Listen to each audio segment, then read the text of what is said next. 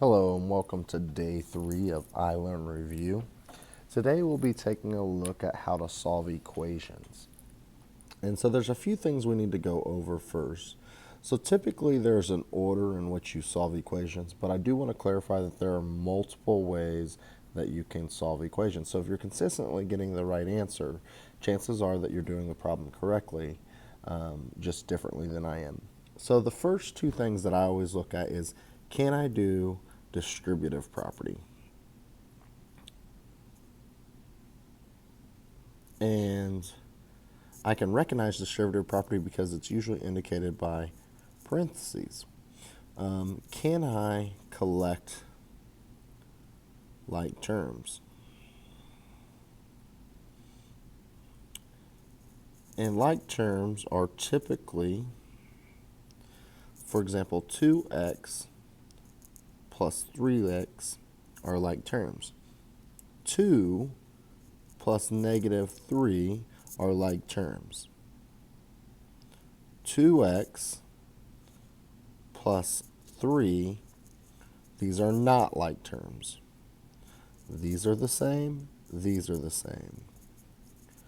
All right, so those first two steps are the first two things I like to do. I like to call those, that's simplifying the problem. The next thing I like to do is if I have variables on both sides, I move the variable to the left. You can move it to the right if you would like, but I always move mine to the left. That way it gives me a consistent way to do the problem. So variables on both sides, I move the variable left.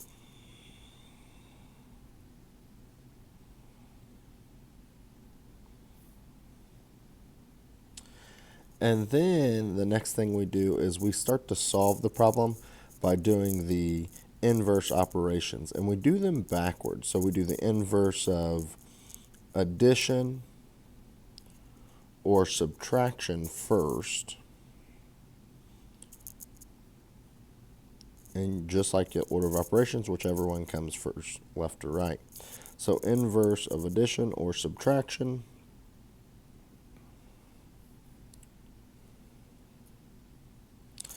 And then we move into inverse of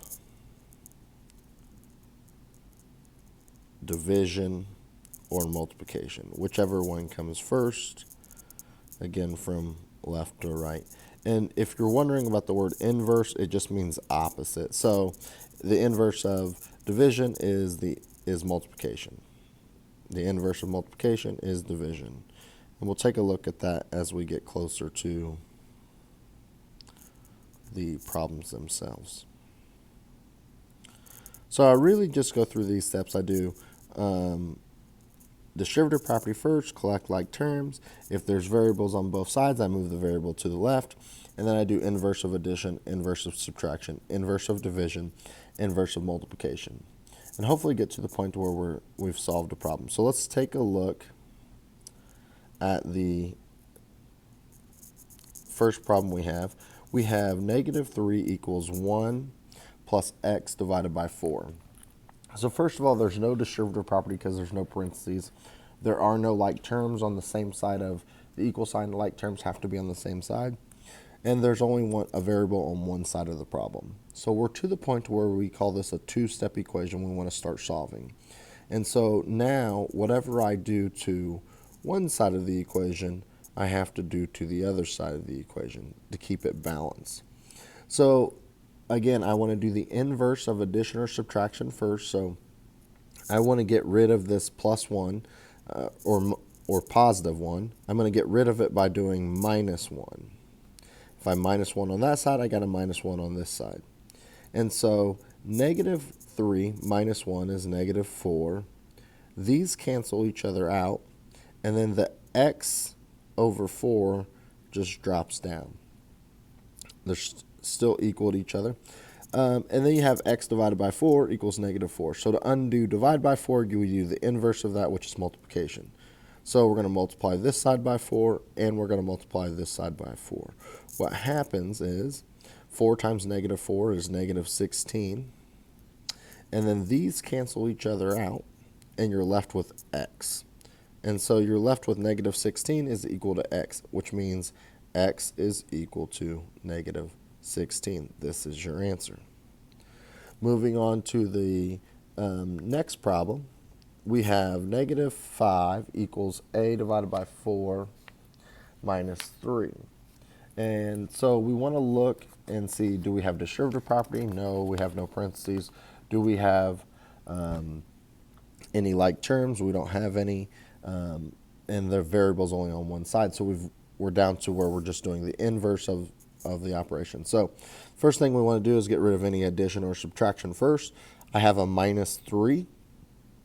And so the first thing I'm going to do is do the opposite of that. I'm going to add 3. But if I add 3 to that side, I've got to add 3 to this side. And so negative 5 plus 3 is negative 2. And a over 4 drops down. And then again, these cancel each other out. They're still equal to each other. Keep in mind that if you're not real strong at doing positive and negatives, or even adding and subtracting, multiplication and division, you'll typically have a calculator that you're able to do these types of problems with. So to get rid of divide by 4, we're going to multiply by 4. And if we do it to that side, we got to do it to this side. So 4 times negative 2 is negative 8. And then these cancel each other out again. You're left with simply a. So negative 8 equals a, or a is equal to negative 8. And that is your final answer. So moving on to the next problem. We have, again, we're set up the same type of problem. You can clearly see no distributive property, no like terms, variable on one side. So I want to go to the inverse of addition or subtraction first. In this case, we have negative 4 plus b divided by 6 equals negative 3. To get rid of a negative 4, we're going to have to add 4. And keep in mind, whatever we do to one side, we've got to do to the other side. So what happens is these ones cancel. B divided by 6 comes down. Negative 3 plus 4 is 1. To undo divide by 6, you're going to multiply by 6. And so these are going to cancel out. You're going to be left with b is equal to 6. All right, moving on to number 25. Number 25, again, no distributive property, no like terms, variables only on one side of the problem. So we're going to move to getting the inverse of addition or subtraction first. So to undo negative 9, we're going to add 9. We're going to add 9. And so these cancel out. 9v comes down. Equal sign comes down. Negative 90 plus 9 is negative 81. And then we're left with 9v equals negative 81. So 9v means 9 times v. So to undo 9v, we're going to divide both sides by 9. These will cancel each other out.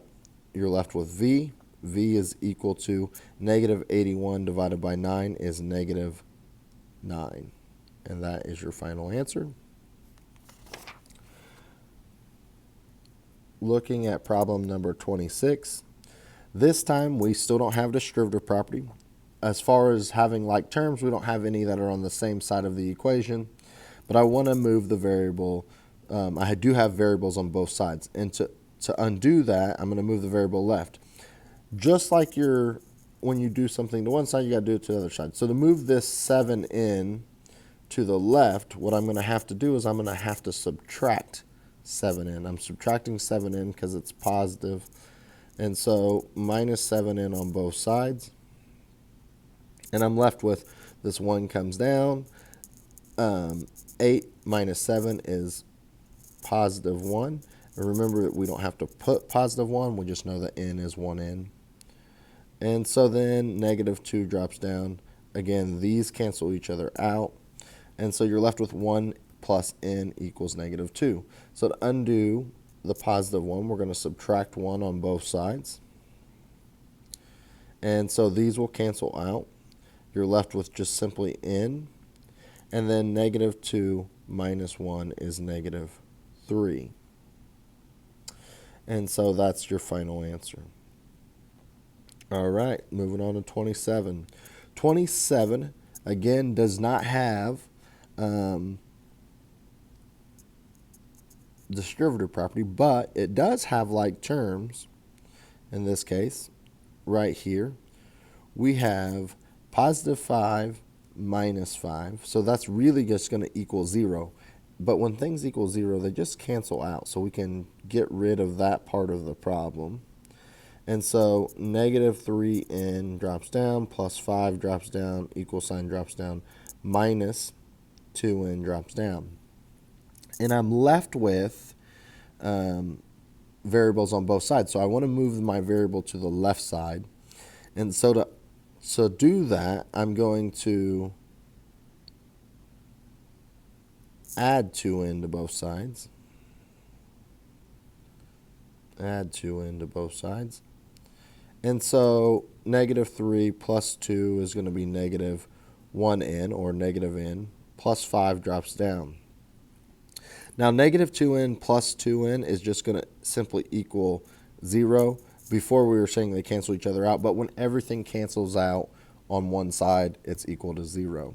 So the first thing we're going to do is we're going to look at getting rid of our addition or subtraction. So we're going to subtract 5 from both sides. We're going to be left with negative n is equal to negative 5. And then we're going to divide both sides by negative 1, because there's, even though it just says negative n, there's always a 1 there. And so a negative divided by a negative is positive. We're left with simply just n. And a negative divided by a negative is positive, so we're left with n is equal to 5. And that is your final answer. Now let's take a look at number 28. Number 28, in this case, we do have distributive property. So distributive property, we should take the 7 and multiply it by the 5 and by the 3. So 7 times 5 is 35, or 7 times 3 is 21. Plus 8 comes down, it's equal to 169. The next thing is we have like terms. We have 8 and 21. When we combine like terms, it's always adding. So 8 plus 21 is going to be 169 comes down. 8 plus 21 is 29, plus 35r. And then we got to get rid of the 29. So to get rid of positive 29, we're going to subtract 29 on both sides. And so then we're going to be left with 169 minus 29 is 140. And then 29 minus 29 is canceled out. The 35r drops down. And so now we're left with 140 equals 35r. To undo 35r, we're going to divide by 35 on both sides. And so if you're not real sure, but 140 divided by 35 is actually 4. And then 35 divided by 35 is going to cancel each other out. You're left with r. Or r is equal to 4. And so that's your final answer. If you're not sure how to do 140 divided by 35, use Desmos calculator, and that'll help you solve the problem. Number 29, we're still going to do distributive property first. So negative 2 times 5, negative 2 times negative 7r. So negative 2 times 5 is negative 10. Negative 2 times negative 7 is positive 14r. It's still equal to 102. I don't have like terms, and I also don't have variables on both sides, so we're now to the point where we can start moving things from one side to the other. To undo negative 10, we're going to add 10 to both sides of the problem. And so 102 plus 10 is 112. Those cancel out. You're left with 14r. And then finally, your you're left with 14 times v, or 14 times r, we're going to divide by 14. And so if we divide by 14, if you're not real sure, you can use Desmos again. I'm not real sure what it is. It was 112 divided by 14. It equals 8. So we can go back to our paper. 8 is equal to r. And then we can flip that around. R is equal to 8. And that is your final answer. Now for this next step, we're still working on equations, but there's different possibilities. This is multiple choice. So you still want to do this problem exactly the same way. Just because it's multiple choice doesn't mean that we change the way we solve the problem. So I'm going to rewrite it down here, and hopefully we'll be able to solve it and see which one it's going to be. So negative 6n, in parentheses we have n minus 8, close parentheses, plus 6n is equal to 8 minus 8n. And so we just go through this and we work this out slowly. So the first thing is you want to do distributive property. Negative 6 times n, negative 6 times negative 8. So negative 6n, and then negative 6 times negative 8 is positive 48, plus 6n comes down, and then equals to 8 minus 8n. The next step is to take care of the like terms. And so when we add those together, negative 6n plus positive 6n, they're actually going to cancel out, because whenever you add a negative to a positive, you subtract and you get 0. So these are actually going to cancel out, and you're going to be left with 48 is equal to 8 minus 8n. And so we want to get rid of the 8 first. So to get rid of positive 8, we're going to subtract 8 from both sides. Again, we're going to subtract 8 from both sides. And so what should happen is you should get 40 is equal to negative 8n. And then we're going to divide both sides by negative 8. We're going to get negative 5 there. And then that's equal to n. And so n is equal to negative 5. And we go back up to our multiple choice. We can see that B is our correct answer. And so on this one, we're going to look and see. We'll notice this time we have one that's not labeled as just a number. It's all real numbers. And we'll see what happens here. 8n minus, in parentheses, n plus 5. Close the parentheses. Equal sign negative 5 plus 7n. Plus 7n. So we're going to go through and do distributive property first. There's actually a 1 right here, so you got to distribute that to both of those. So 8n is going to come down. Negative 1 times n is going to be negative 1n, or negative n. Negative 1 times positive 5 is negative 5. And then negative 5 plus 7n just drops straight down. And so now we're left with combining like terms. 8n minus 1n is 7n. Minus 5 comes down. Equal sign comes down. Negative 5 plus 7n comes down. I want to move my variable to the left. To get rid of positive 7n, I'm going to subtract 7n from both sides. And again, remember, they cancel each other out. So 7n minus 7n is simply just going to disappear. Negative 5 drops down. Negative 5 drops down. Again, they cancel each other out. And you're left with negative 5 equals negative 5. And if that statement's true, negative 5 does equal negative 5, then that means all real numbers is going to be your answer. However, if it would have said negative 4 equals negative 5, then it would be no solution. And then if you're left with just n equals negative 5, then negative 5 would be your answer. Looking at problem number 32, we're going to rewrite this down here. Negative 5x plus 5 equals 7, 1 minus 3x. We're going to work that out. Negative 5 x. Negative 5 times 5 is negative 25. 7 times 1 is 7. 7 times 3 is 21. We're going to move our variable to the left. So I'm going to add 21x to both sides. I'm going to be left with 21 minus 5 is 16, so positive 16x minus 25 comes down, still equal to 7. I'm now going to add 25 to both sides,